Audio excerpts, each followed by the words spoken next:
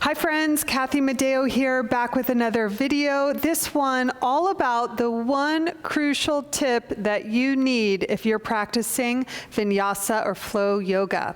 Let's get started.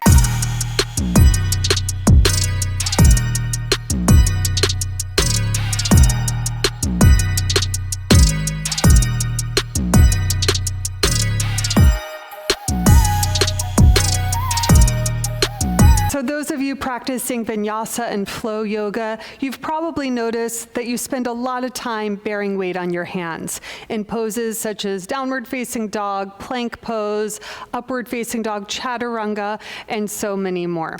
And so the crucial tip I want to give you, since you're spending so much time on your hands, has to do with the placement of your arm bone, your humerus bone, in the shoulder socket.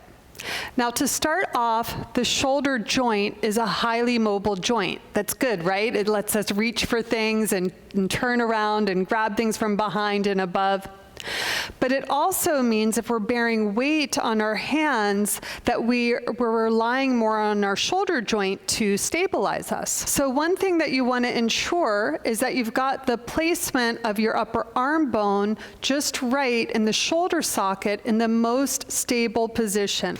So your arm bone moves in 6 different directions. We're just going to cover 2 of them for today. So it moves, again, in relation to this imaginary line, it moves away from it in external rotation, and then it moves in towards it in internal rotation.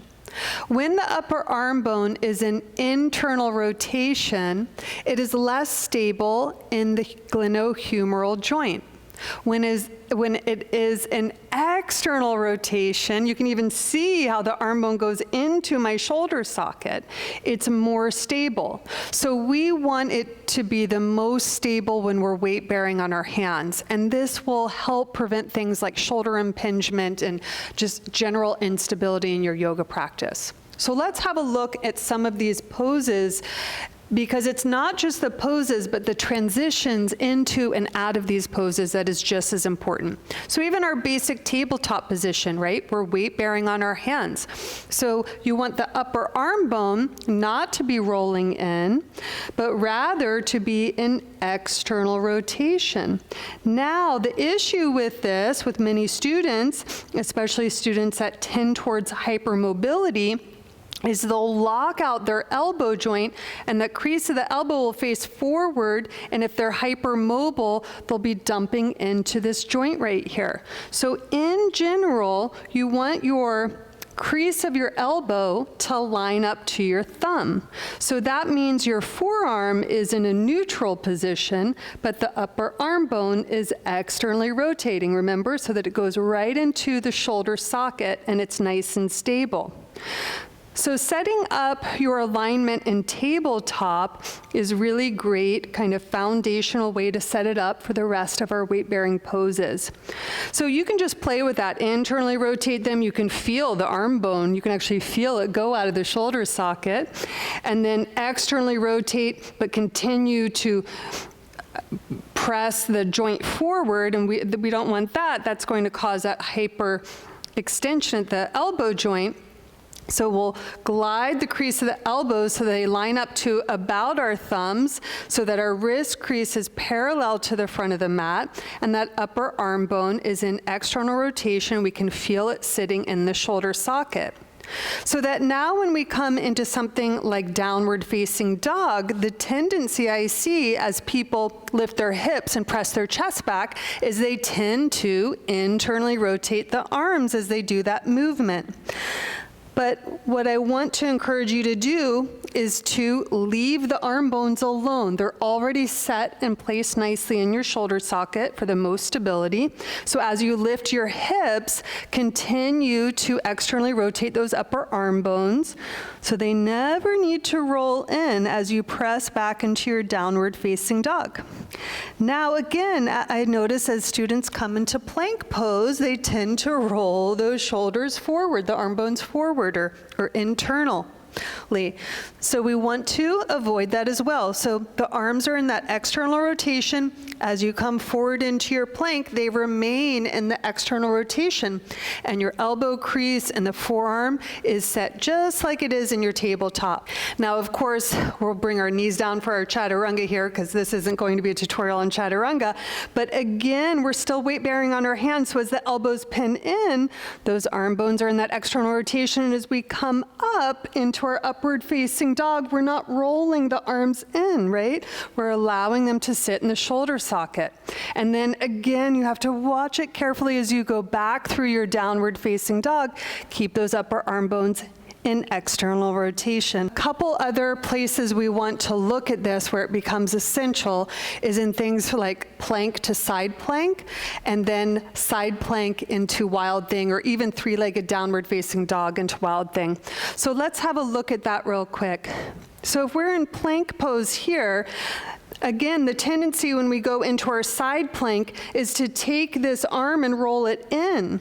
But what did we just establish? That's pulling it out of the shoulder socket, keeping this shoulder joint in less stable, and then potentially getting a little bit of that crunchy feeling, that shoulder impingement there. So as you set up your plank to your side plank, you're going to keep this upper arm bone in external rotation. In fact, it's not even really moving here as I transition. And then as I turn my chest to the side, my arm bone is safely there in the shoulder socket. I'll show you from the opposite side here. So we're going left side, upper arm bone, external rotation into our side plank. So this becomes very tricky when we do one of the common transitions in a flow class, three-legged downward facing dog into wild thing. So we're going to pay particular attention to this transition here. So as we lift, I'm lifting my left leg up. I'm going to keep my arm bones in that external rotation, open up my left hip on top of the right, and watch as I move into wild thing, this arm bone continues in that external rotation. It doesn't need to go forward. In fact, that will help your back bend here, help keep the chest open. And then the same thing here as we go back through to downward facing dog, the tendency is to roll the upper arm bone inward. You're going to keep it in that external rotation. So I'll show on this side what it would look like if you were internally rotating it. I see this a lot. It goes in. You're going to potentially, you might feel that shoulder impingement. It goes in and in. So we want to avoid this, especially coming back as well. So instead, you're going to keep the arm bone in external rotation, external, and that way, again, the chest is nice and open for your wild thing. And as you come back, also keeping it in that external rotation. As you go back to your downward facing dog, same thing. So the shoulder joint's quite a complex joint. I didn't even touch on your shoulder blades, right? But this is just one little tip that I want you to start playing with in your own practice and seeing if you can help stabilize your shoulder joint for a nice, healthy, optimally aligned yoga practice.